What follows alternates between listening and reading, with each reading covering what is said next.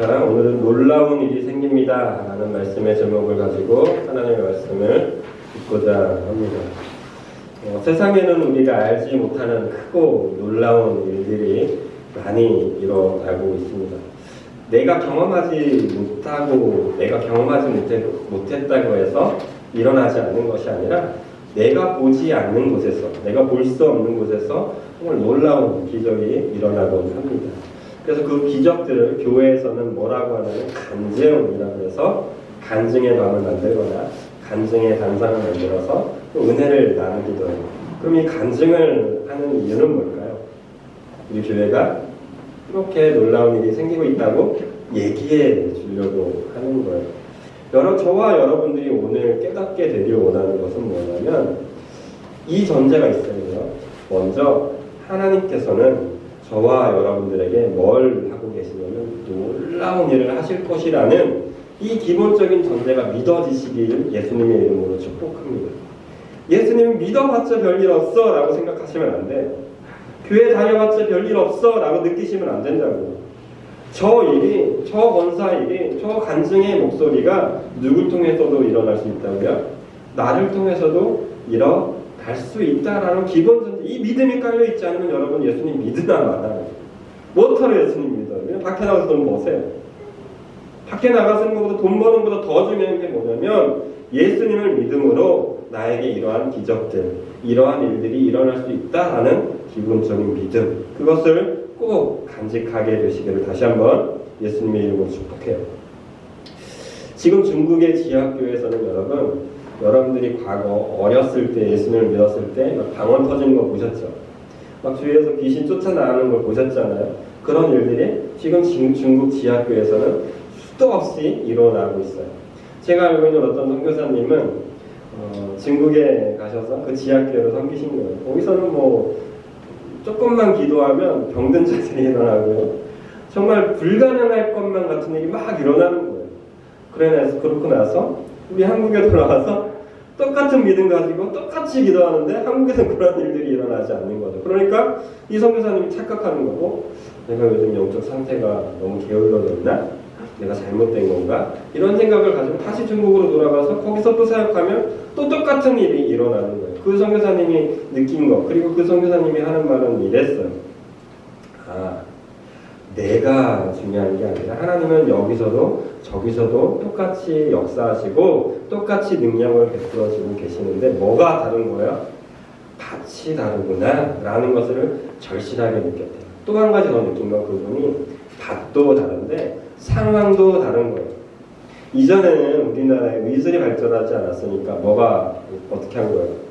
하나님이 강권적으로 병든 자들을 일으키는 기적을 보여주신 거예요. 그러면 와, 저게 하나님의 능력이구나 라고 박수 칠 수 있었지만 지금 그럴 필요가 없어요. 어떻게 하면 돼요? 그냥 병원 가면 돼요. 우리나라 병원 기술이 거의 최고급이잖아요. 전 세계에서 거의 최고의 수준이 이렇으니까 가면 되는 거예요. 굳이 그걸 여기 와서 하나님 능력이라고 할 필요가 없는 거예요. 그러니까 상황이 다르구나 이걸 느낀 거고, 두 번째는 믿음이 다르구나, 이 두 가지를 느꼈다라는 거예요. 저는 여러분들에게 오늘 그 밭을 좀 바꾸자고 얘기합니다. 상황은 어쩔 수 없어요. 그죠? 상황은 모든가 달라요. 그러나 밭은 바꿀 수 있다라는 거예요. 이 밭이 어떻게 돼야 된다고요? 할 수 있다. 내게도 그런 일이 일어날 수 있다라는 거예요. 이게 뭐냐면 옥토 같은 밭이에요. 네 가지 땅이 성경에서는 예수님은 비유로 이야기하죠. 돌길이 있었고요. 또 돌밭이 있었고요. 또 가시밭이 있었어요. 또 길가도 있었어요. 마지막 하나는 뭐였죠? 옥토였어요. 이 네 가지 밭에 다 하나님의 말씀은 뿌려지게 됩니다. 어떤 밭에만 열매를 맺게 되죠? 옥토에게만 열매를 맺게 돼요. 하나님의 말씀이 왜 주일 선포되고 하나님의 말씀 여러분들이 주중에 그렇게 보고 그 말씀대로 살아가고자 하는데도 왜 여러분들에게 열매 맺지 않는 과수가 되지 않느냐? 옥토가 되지 못했기 때문이에요. 여러분들의 밭을 오늘도 가꾸셔야 돼요. 돌이 있다면 치워내셔야 돼요. 가시가 있어서, 가시덤불이 있어서 내가 잘하지 못하고 있다면 어떻게 해야 돼요? 하나님께 기도해야 돼요. 이 가시덤불 좀 치워달라고. 이거 내가 어찌할 수 없다고 치워내달라고 하나님께 기도해야 돼요. 그리고 여러분들이 그 모든 것들이 되어진 옥토밭 같은 밭이 되었다면 이제 여러분들은 뭐만 하시면 되냐면 열매가 언제 맺을까 기대하시며 사시면 된다라는 거. 저는 2단계를 말씀을 드리는 거예요. 여러분 기도하셔서 돌밭, 가시밭 다 치워내세요. 하나님께 기도드려서 하나님께 주신 은혜로 옥토밭 같은 밭이 되십시오. 그러면 여러분들이 이제 할 것은 뭐냐면 기대해요. 하나님이 오늘은 어떻게 하실까? 하나님이 오늘 어떤 은혜를 주실까? 이렇게요. 자, 여러분들에게 부탁드리고 싶어요. 여러분들은 이 예배의 자리에 오시면서 기대하셨나요? 찬양을 드리면서 기대하시나요? 찬양대로 내가 되길 원합니다. 이 예배 끝나고 돌아가시면서 내가 말씀대로 살아가보자. 그리고 말씀대로 정말 내가 살아갔을 때 목사님의 말씀처럼 성경의 말씀처럼 그렇게 될 거라는 기대를 가지고 가신가요? 오늘 그 기대를 기본 베이스로 오늘 말씀을 들어주셔야 된다는 거 있었죠? 그 기본 베이스가 됐을 때 어떤 일이 생기냐면 결론적으로 말씀드려요. 어떤 일이 생길까요? 놀라운 일이 생길 수밖에 없다라는 거예요. 진화론에서 말하는 것은 뭐라고 했죠? 뭐의 연속이에요? 우연의 연속으로 사람까지 된 거예요. 이 놀라운 사람이라는 구조가 우연히 겹쳐서 사람이 됐다라고 했어요. 그런데 창조론, 우리가 믿고 있는 하나님이 만드신 창조론의 가장 귀한 건 뭐냐면 목적이 있다라는 거예요.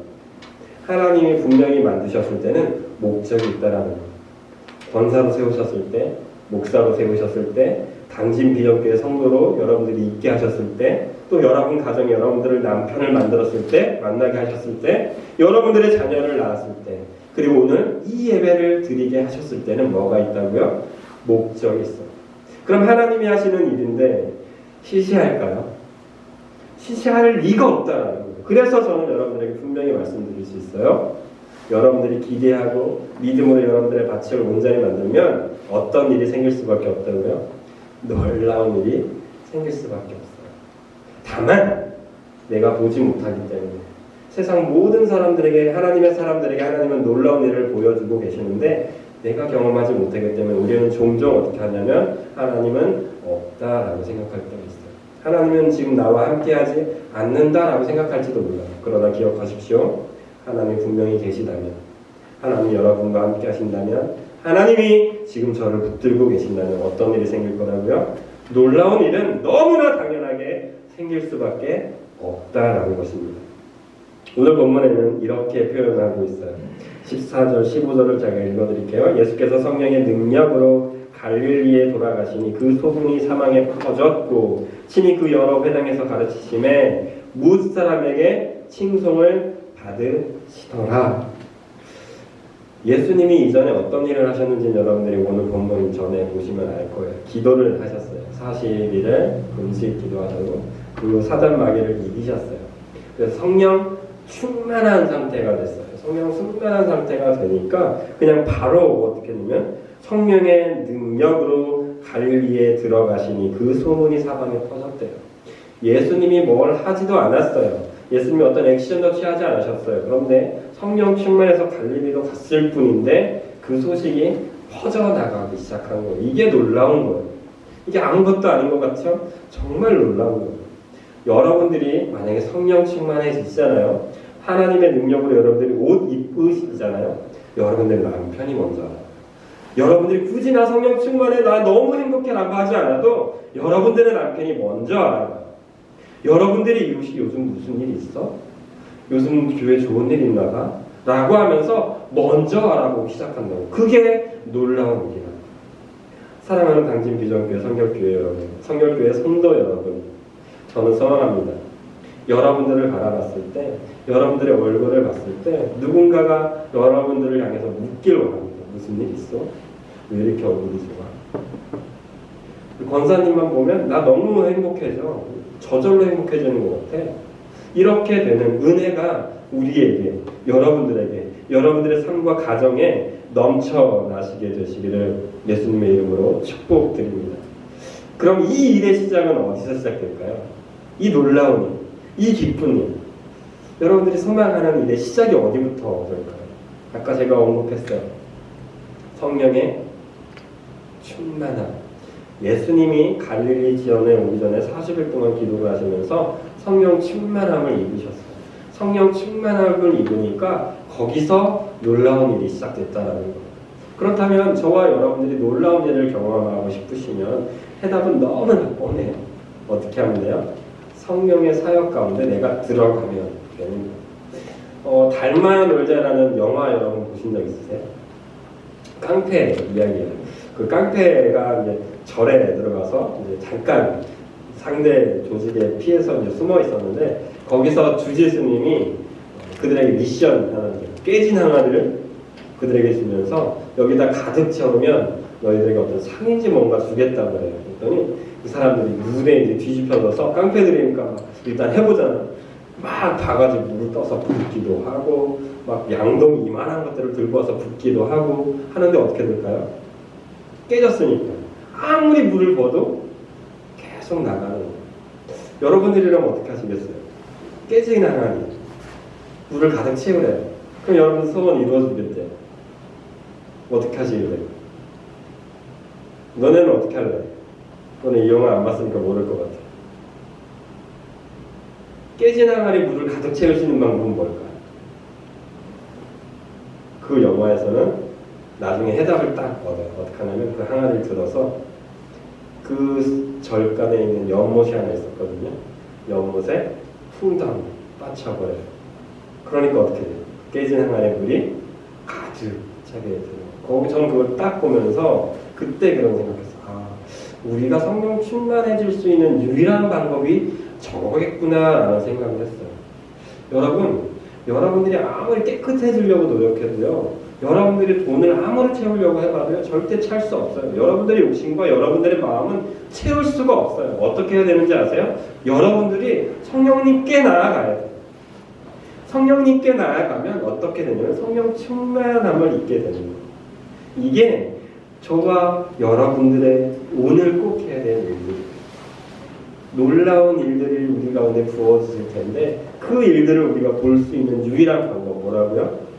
내가 성령님께 가는 거예요. 내가 성령님 속으로 들어가시는 그런 저절로 이 추악한 제가 이 텅 빈 제 마음이 꽉 차는 은혜를 줍니다. 이게 성령 충만.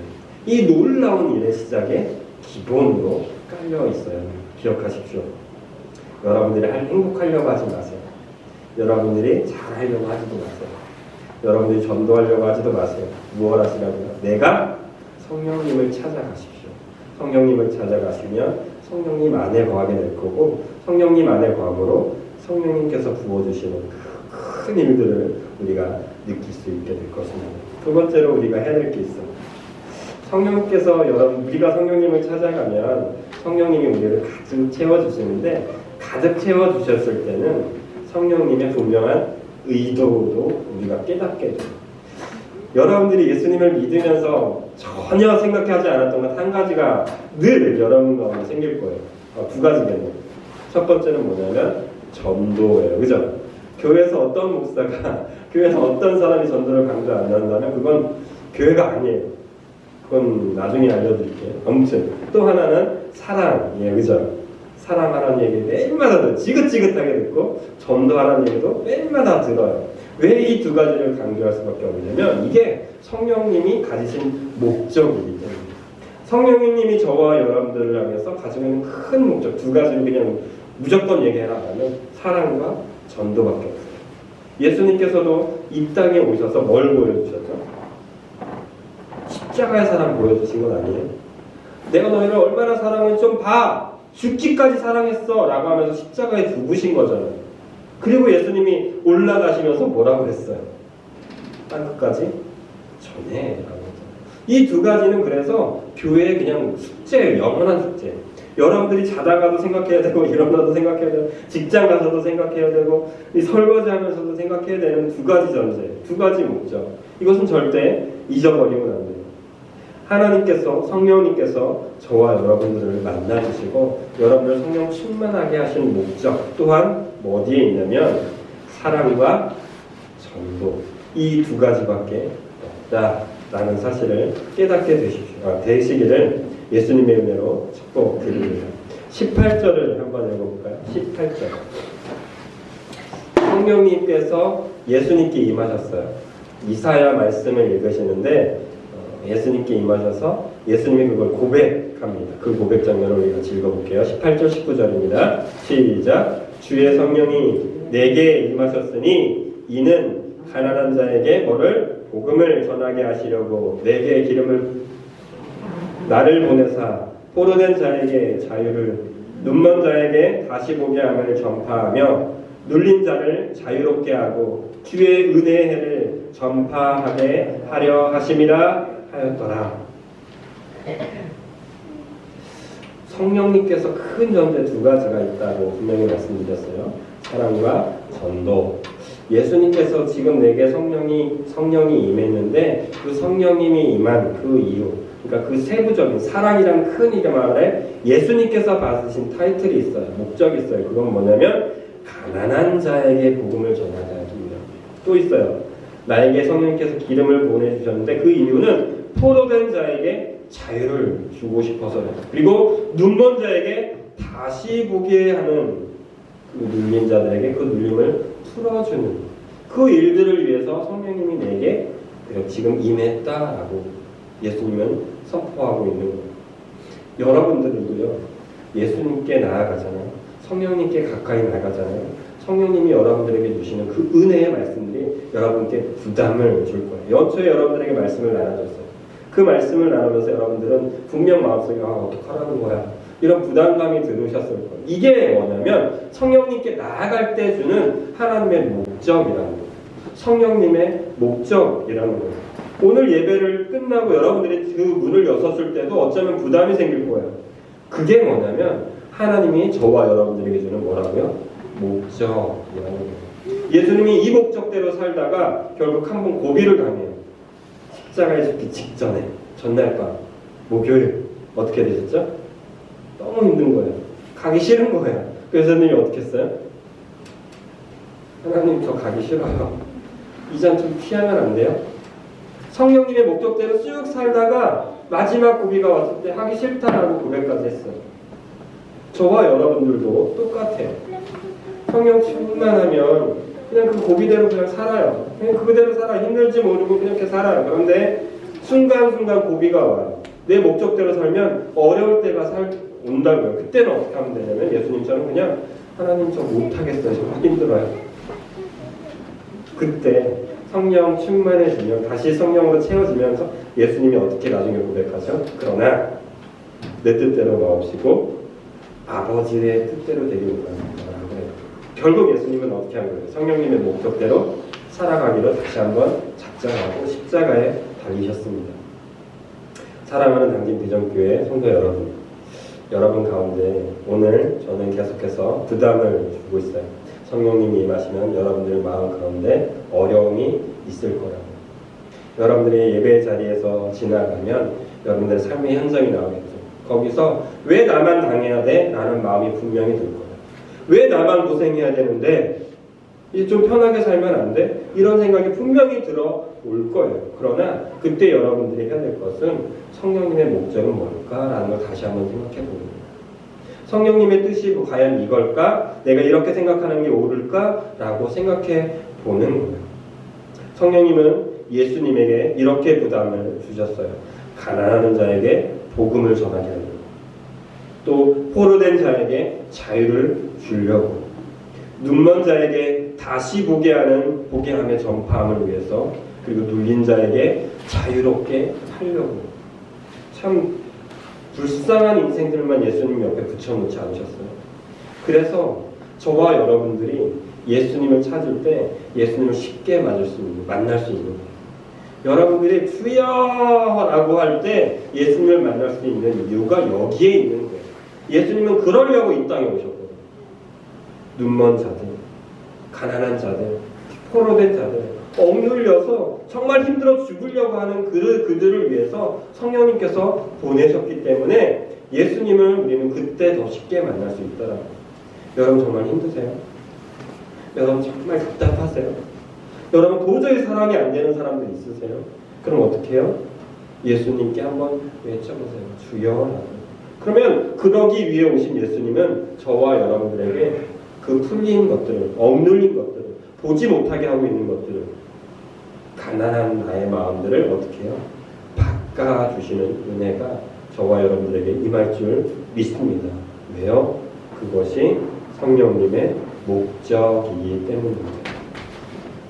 문제는 여기부터예요. 이게 정말 중요한 포인트예요. 이건 성령님이 하시는 일이니까 우리는 믿으면 돼요. 그런데 이 성령님의 목적을 우리에게 선포하셨음에도 불구하고 반응은 달라집니다.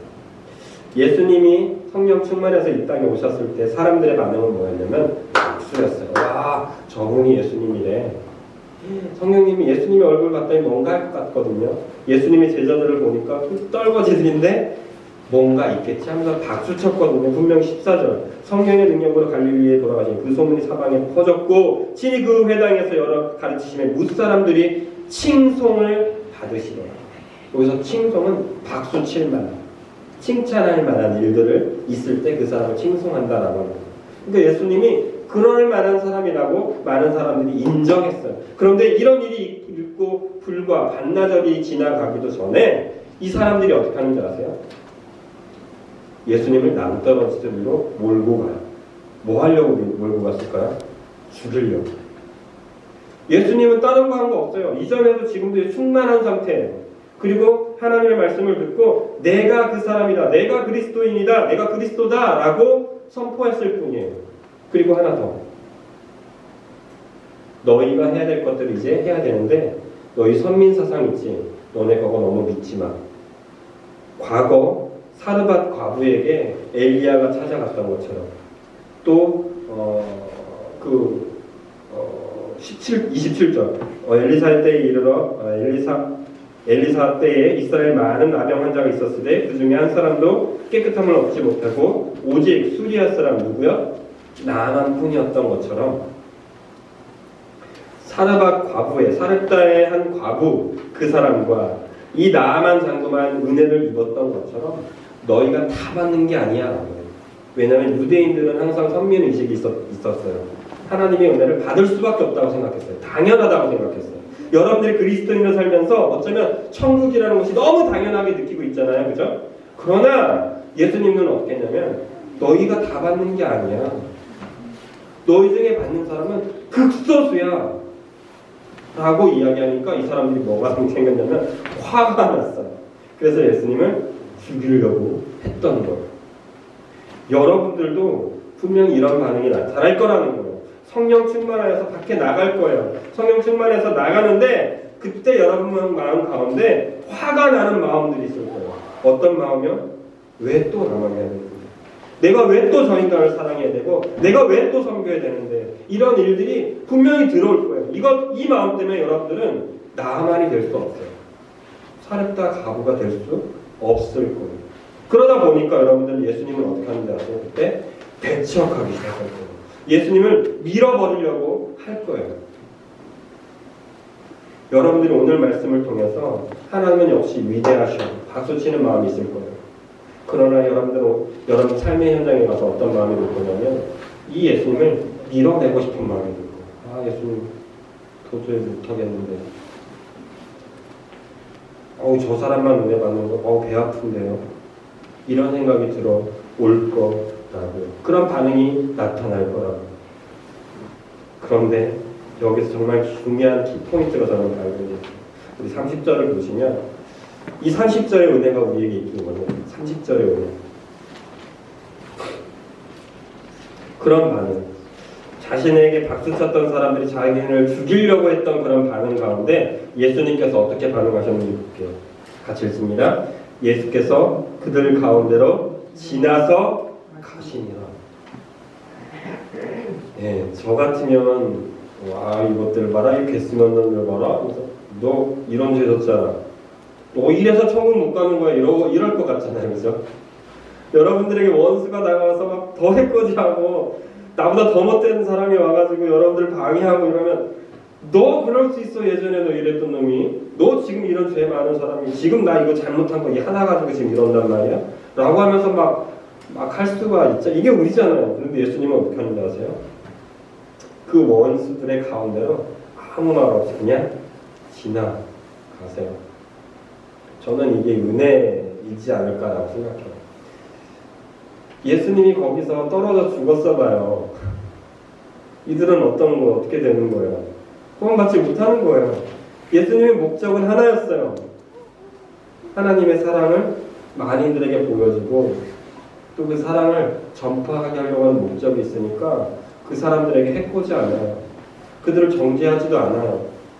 그런데 예수님의 목적은 있으니까 그들 가운데 그냥 지나쳐요. 어떤 마음일지 저는 잘 모르겠어요. 그러나 그들을 지나쳐서 어떻게 하냐면 그들의 예수님의 목적을 향해서 그냥 또 걸어갔을 뿐이에요. 저는 오늘 이런 반응을 하시길 원합니다. 여러분들이 세상에서 세상 사람들이 여러분들을 조롱할지도 모르겠어요. 그래서 화가 날지도 모르겠어요. 예수님이 주시는 마음이 너무 부담이 돼서 도저히 감당하지 못할지도 모르겠어요. 그러나 그때 저와 여러분들은 묵묵히 걸어가셨으면 좋겠어요. 어떤 길로요? 그 세상 사람들이 조롱하는 그 손길로 묵묵히 걸어가셨으면 좋겠어요. 누가 그랬으니까요? 예수님이 그랬으니까요. 예수님이 그랬듯이 그 길을 그냥 걸어가잖아요. 그러면 기적이 일어나는 거예요. 놀라운 일이 일어나는 거예요. 우리는 절대 구원받을 수 없는 존재였잖아요. 근데 예수님은 그 치욕을 참으면서 걸어가셨어요. 예수님은 그 아픔을 견디면서 결국 십자가에 죽으셨어요. 목적대로. 사랑하는 당진비전교회 성도 여러분 가운데 이번 한 주 성령님의 거룩한 목적이 있을 줄로 믿습니다. 그 거룩한 목적을 향해서 조금 아파도 조금 눈물 흘려도 한번 걸어가 보십시오. 그러면 정말 놀라운 일이 생길 수밖에 없어요. 정말 기쁜 일이 생길 수밖에 없어요. 물론 여러분들은 괴로울지도 몰라요. 그러나 여러분들이 사랑하는 여러분들의 이웃은, 여러분들의 남편은, 여러분들의 자녀는 어떤 일이 생겨요? 기쁜 일, 놀라운 일이 생겨요. 그 기쁜 일, 그 놀라운 일을 경험하며 살아가는 우리 당진비전교회 성도 여러분 모두가 되시기를 예수님의 이름으로 축복합니다. 결론을 이렇게 말씀드리고 싶습니다. 여러분 행복한 성도가 되고 싶으신가요? 행복한 삶을 살고 싶으시죠? 우리 당진비전교회가 행복한 교회가 되기를 원하시죠? 행복한 교회, 행복한 성도, 행복한 가정이 되기 위해서는요, 누군가가 헌신의 자리에 있어야만 합니다. 누군가가 예수님이 걸어가신 그 길로 걸어가야 합니다. 예수님이 돌아가셨기 때문에 여러분들이 살 수 있었잖아요. 예수님이 그 목적을 향해서 끝까지 가셨기 때문에 지금 우리가 이렇게 예배드릴 수 있잖아요. 우리 당진비전교회가 행복해지는 거고요. 여러분들의 가정이 행복해지는 거고요. 여러분들의 가정과 그 이웃들이 행복해지게 되는 거예요. 2022년도 목표는, 우리의 비전은 행복한 교회, 행복한 성도입니다. 이번 한 주, 이번 여러분들의 평생의 삶 가운데 성령님의 목적을 기억하시고 할 수 있다면 오늘도 죽으시고 내일도 눈물 흘리시고 하십시오. 왜요? 여러분들을 통해서 어떤 일을 하실 거니까요? 놀라운 일을 하실 것이기 때문입니다. 이 사실을 믿고 달려가는 우리 모두가 되시길 예수님의 이름으로 축복합니다.